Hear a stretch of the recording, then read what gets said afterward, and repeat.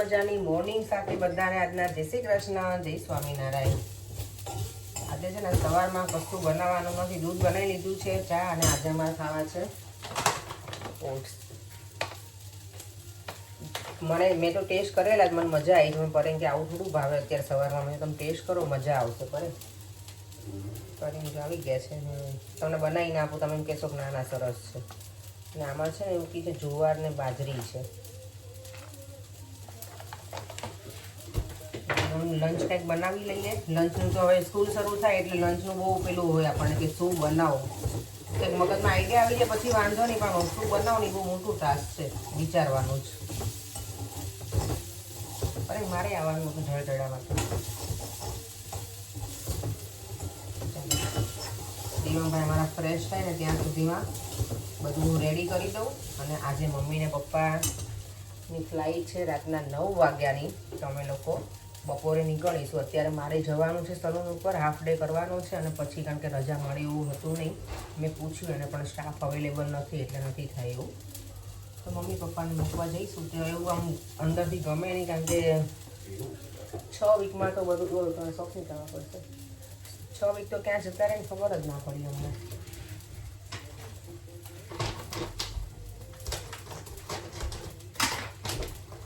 દીવોની અંદર ટેસ્ટ કરાવવા છે આ ઓટ્સ આવા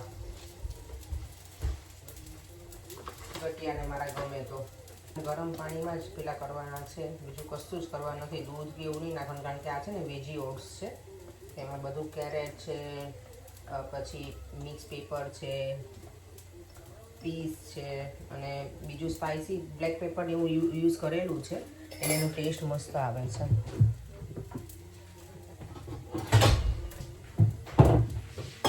થોડી વાર રહેવા દઈએ એટલે સરસ થઈ જશે. ટ્યુઝડે મોર્નિંગના જય શ્રી કૃષ્ણ, જય સ્વામિનારાયણ. મોર્નિંગમાં છે ને નોર્મલી બ્રેકફાસ્ટમાં મારે અલગ અલગ બનતું હોય, પણ આજે તો એવું અલગ અમે ખાવાના છીએ ને બ્રેકફાસ્ટમાં કે વાત જ જવા દઉં છું. ઓટ્સ ખાવાના છીએ, એકદમ હેલ્ધી બ્રેકફાસ્ટ. ફરેંગને મેં કીધું કે તમે આ ખાશો તો કંઈ કેવું લાગે, મને ના ભાવે અત્યારે. બધું ટેસ્ટ કરો. અને એને દૂધમાં કે એમાં નથી નાખવાના, મસાલા ઓટ્સ છે ને તો એને પાણી, ગરમ પાણી એડ કરવાનું. અને મેં જો લીડ બંધ, સરસ લાગે છે, મેં ટેસ્ટ કરેલા છે. એમાં છે ને થોડું સ્પાઇસી બધું હોય છે, બ્લેક પેપર ને એવું. કારણ કે અમને સાવ મોડું હોય ને તો નહીં ગમે મને કે પરેને. સારા એવા લખેલા છે ઓટ્સ. આમાં જો બધા વેજીટેબલ નાખેલા છે, કેરેટ છે, મિક્સ પેપર છે, વટાણા છે. અહીંયા જો વેધરનો કાંઈ ભરોસો છે, અત્યારે ધોધમાર વરસાદ વરસે છે બરાબર. અને કેટલું વાદળ ઘેરાયેલા છે.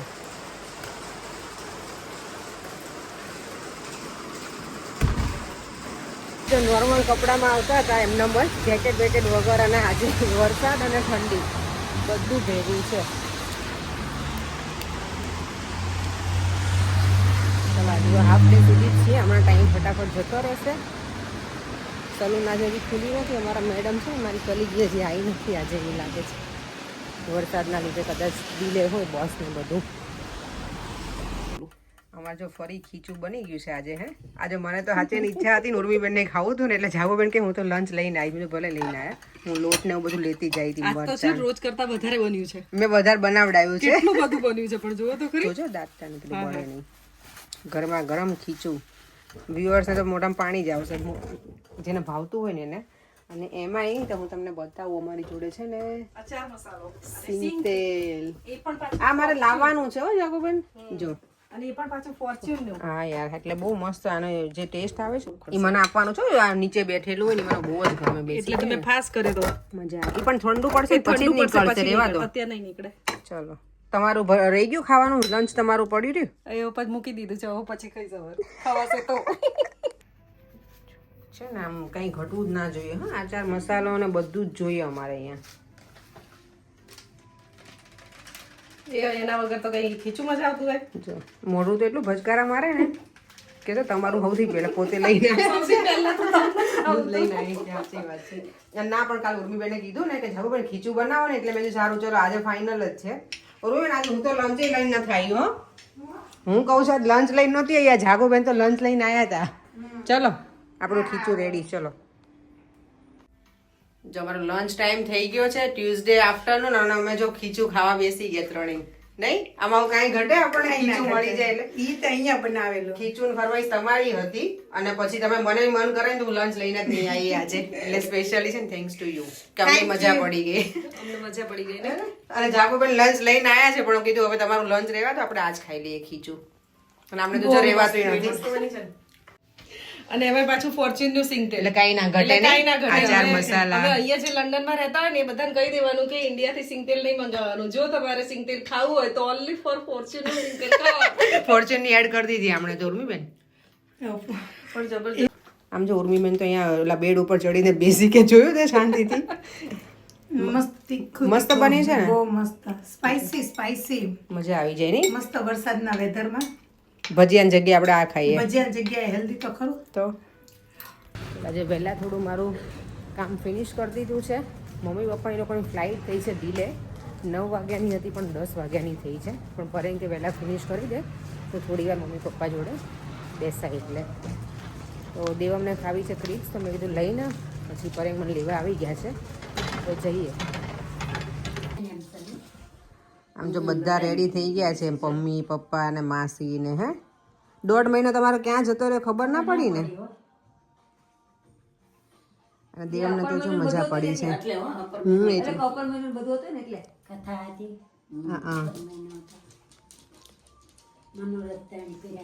હા આ વખતે દેવામને ના બેન મોકલીએ જોડે જાઓ તમે બે ભાઈ બેન ને ઉપડો તમે જાઓ દેવમને તો આવું એને તો આવું તું કેતો તો એને જવું છે દેવા હે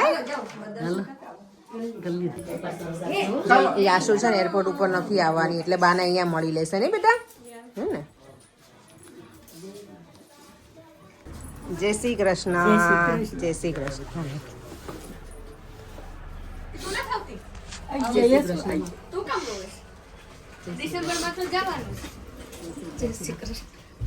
રોવાય નહીં મમ્મી હમણાં પાછા આવજો આવતા વર્ષે હો ને ઠીક છે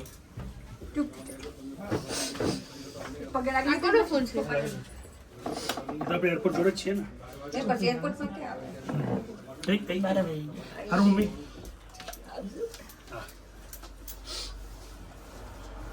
મમ્મી જો ચલો માસી ધ્યાન રાખજો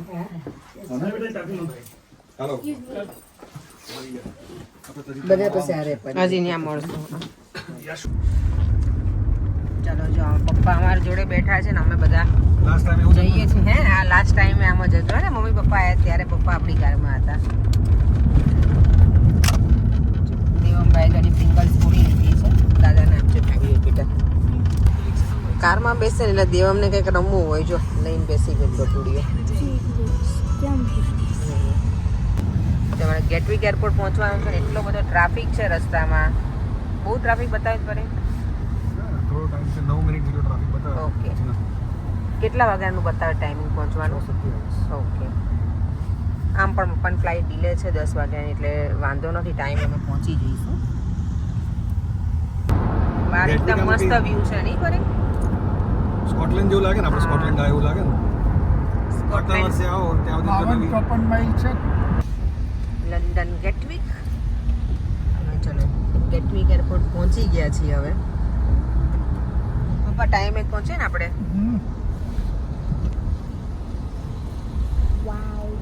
એ જો પ્લેન દેમ આગળ ફોગ આવે છે એટલે નથી દેખાતો આ બાજુથી જ મને લેવું પડશે અહીંયા જો બસ પણ હોય છે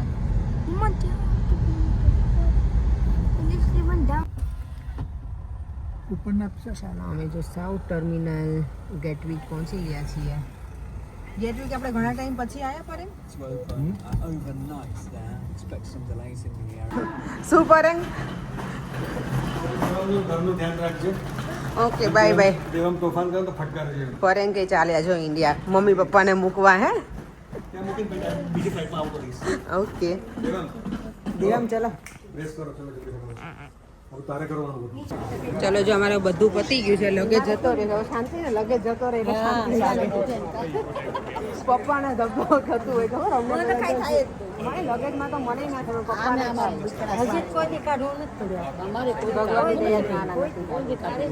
અમારે કોઈ દિવસ હજી શું કરે મને ખબર તમે ક્યારના બોલ બોલ કરો ને ટ્રાફિક મેં તો બોલશો નહીં પપ્પા છે ને ઓલરેડી પેનિક થતા હોય અમે ગાડીમાં સાઈડમાં ઊભી રાખી એમાં પરેન કે સાઈડમાં ગાડી ઊભી રાખે મારી ગાડીનો સિમ્બોલ આવ્યો ને એટલે મેં તો પતિ પપ્પાને તો ધબકાર હાચે ને વધી ગયા હોય હા પપ્પા કેવા મને તમારું મોઢું જોઈને પપ્પા ખબર પડી જ ગઈ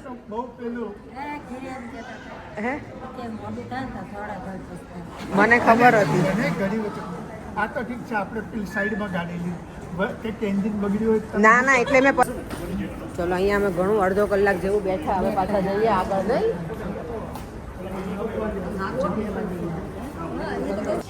આજે બધા કોમેન્ટ બહુ કરી છે કે બાન દાદા કેમ તમે રોક્યા નહીં મેં કીધું અમારે તો રોકવા જ છે બાન દાદાને પણ બાન દાદાને અમે કીધું કે કામ છે એટલે હા એટલે જ ને નહીંતર બાન દાદાને અમને તો અહીંયા મજા આવતી હતી બધા નહીં મમ્મી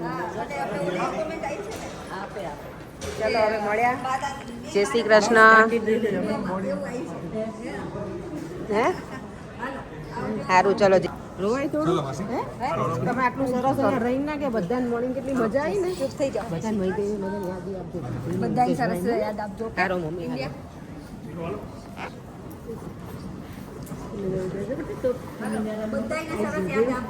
બાન પગે લાગી દે બેટા બાન હક કરતે માં દીકરો હક કરતે આપણે હવે આવતા વર્ષે પાછું આવવાનું